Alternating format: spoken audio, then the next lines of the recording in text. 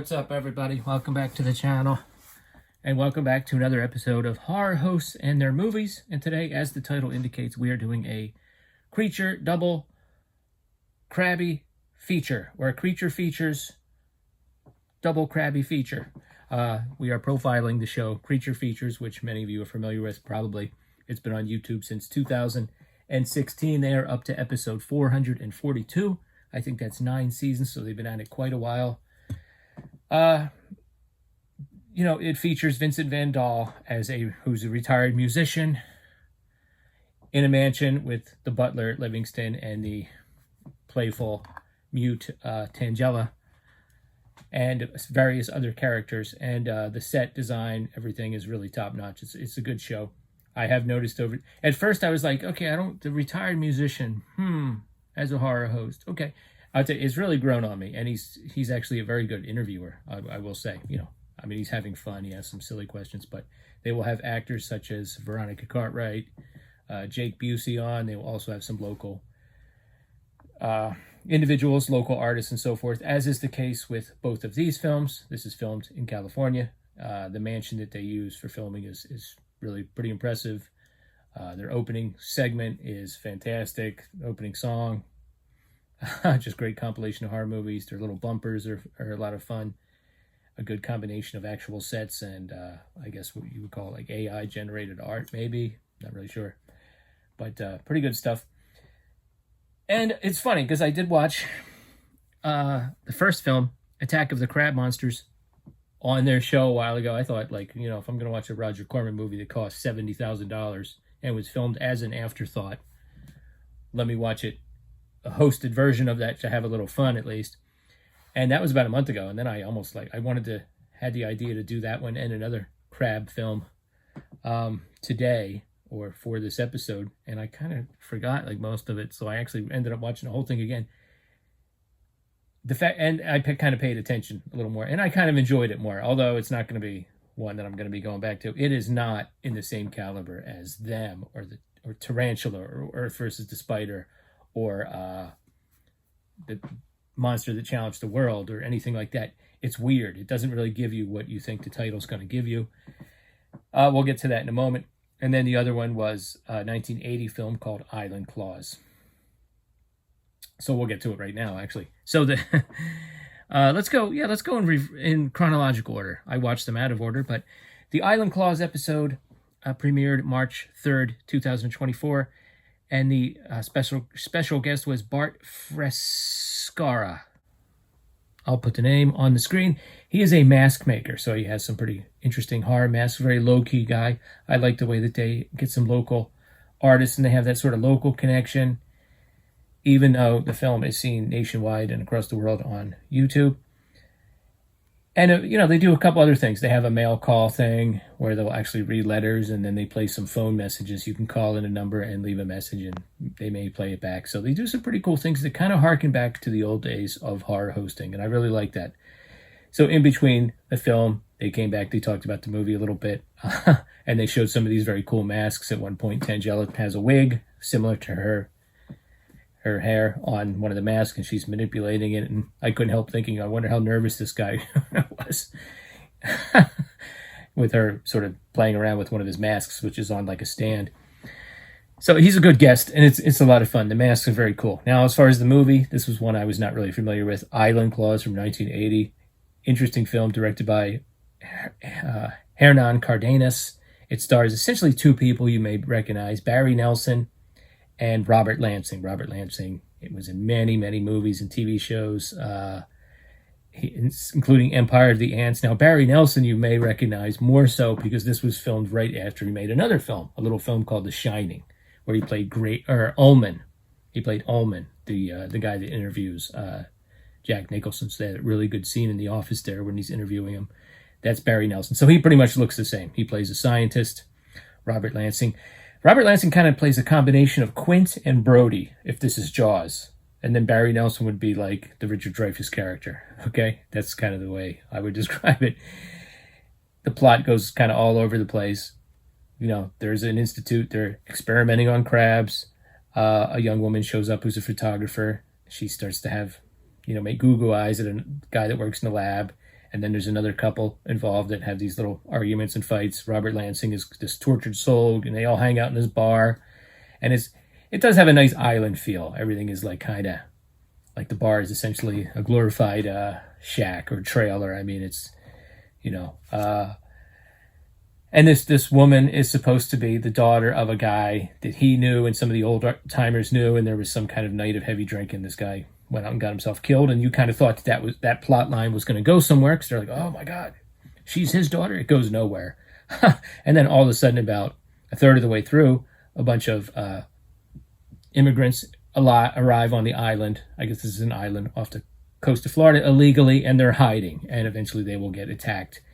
But some of the attacks will be blamed on them, and some trigger-happy people will sort of go after them, and then will they all come together at the end of the movie to figure out what's behind all these attacks, and will they be able to defeat, well, I'm just going to tell you, a giant freaking crab, okay? So up until then, you have lots of eerie shots of crabs, or shots that are supposed to be eerie of crabs, like, you know, marshalling on the beaches and things, and, you know, a couple people look down and there's a whole bunch of crabs, and they're like, that's a little strange. Eventually there's a mentally challenged guy who lives in an old school bus.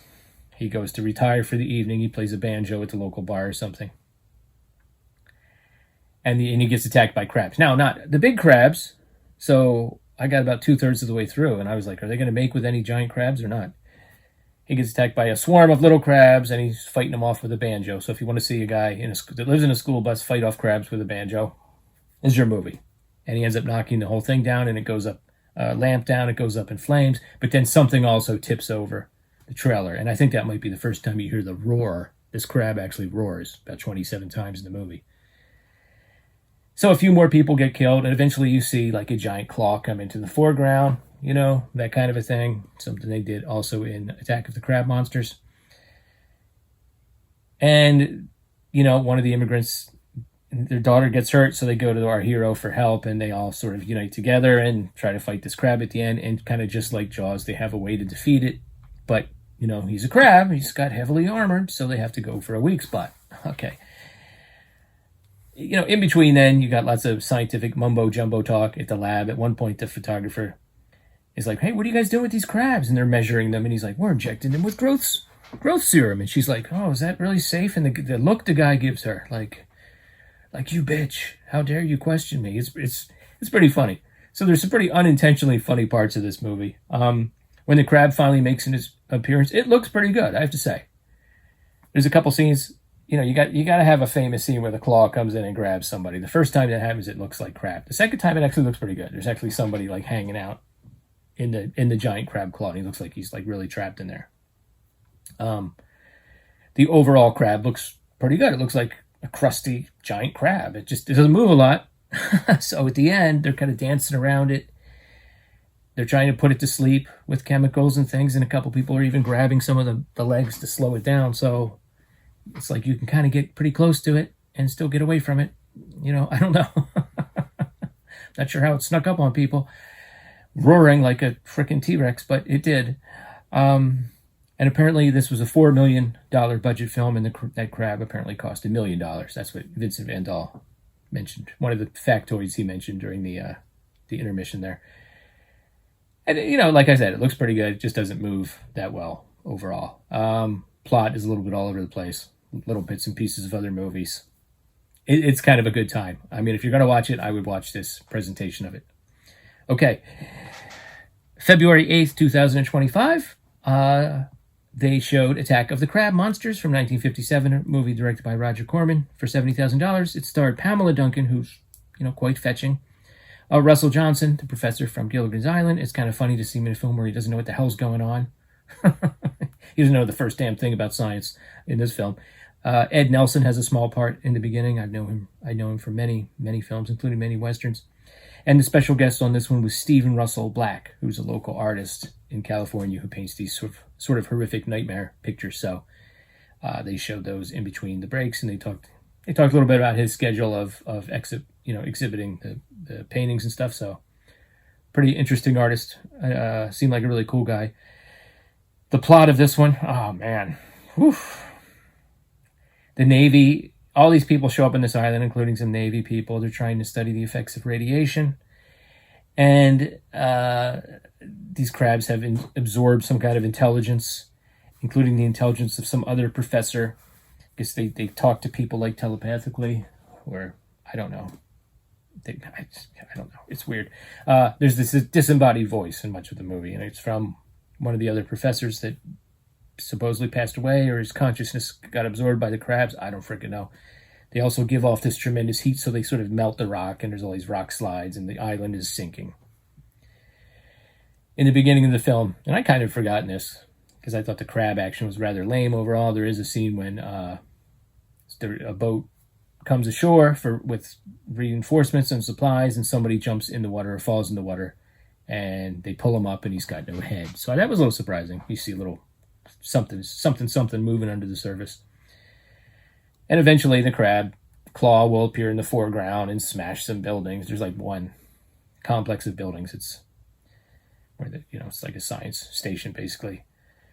People get trapped in pits and have to be rescued, and that goes on and on and on. And all the scientists have these dueling accents from all over the world. Lots of scientific mumbo jumbo. And at the end, there's something involving a radio tower. They have to blow up and smush the creature, or electrocute it. So, like I said, you don't get as much actual giant crab action. You get some, but it's mostly this disembodied voice talking to people. Yeah, it's not a great one by any stretch of the mean. It's also just not a very fun movie to look at. Everything is so drab. The sky is just gray and cloudy. The island is just bare. It's like bare rock or dirt. People are standing in front of dirt for so much of the movie. That's what you see in the background. It's not like an island paradise or anything like that. It's just a rock and dirt for much of the movie.